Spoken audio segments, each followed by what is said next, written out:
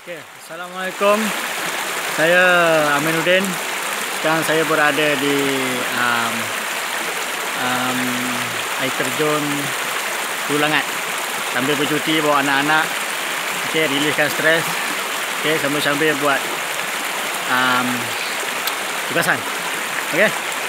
Apa harapan saya dalam bisnes Kali Segawat ini adalah pertama sekali untuk meningkatkan taraf ekonomi keluarga saya, kan, dapat membantu ahli keluarga saya, okey, anak-anak saya dalam bisnes Kali Segawat ini, okey.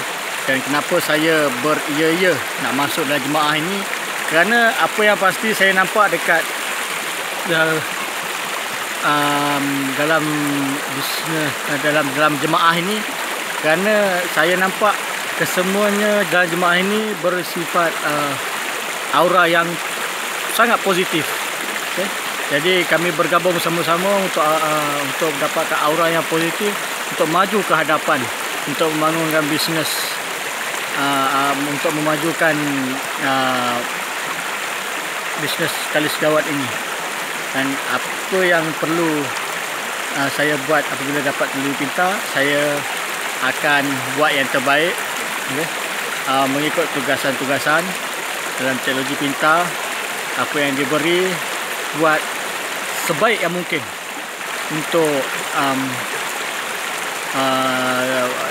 bisnes Kali Segawat ini.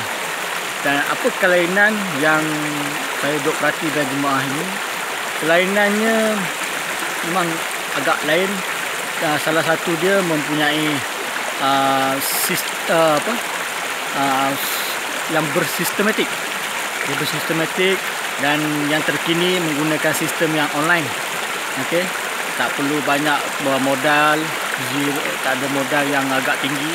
Jadi kita menggunakan sistem online dan mempunyai teknologi pintar yang lebih.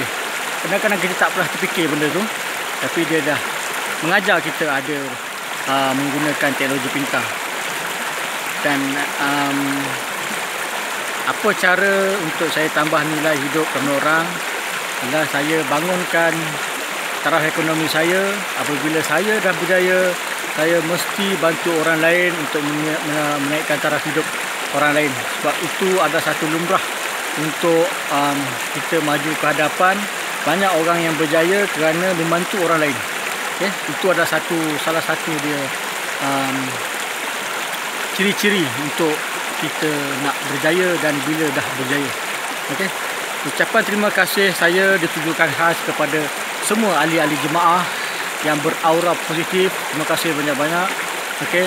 Ahli keluarga saya dan kepada Tuan Misi Terasya dan juga kepada Tengku, okay, kerana membantu kami bangun bersama-sama dalam jemaah ini untuk maju ke hadapan, untuk maju bersama Islam.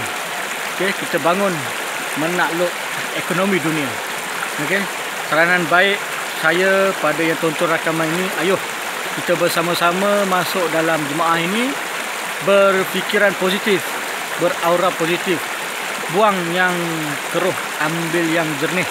Okey, jadi kita nak berubah menjadi lebih baik. Jadi beranilah berubah.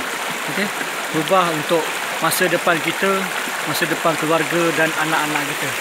So tempat yang indah ini, okey, terima kasih saya ucapkan kepada semua. Ayuh kita sama-sama bangun dalam jemaah dalam bisnes Kali Segawat ini. Sekian, terima kasih. Bye.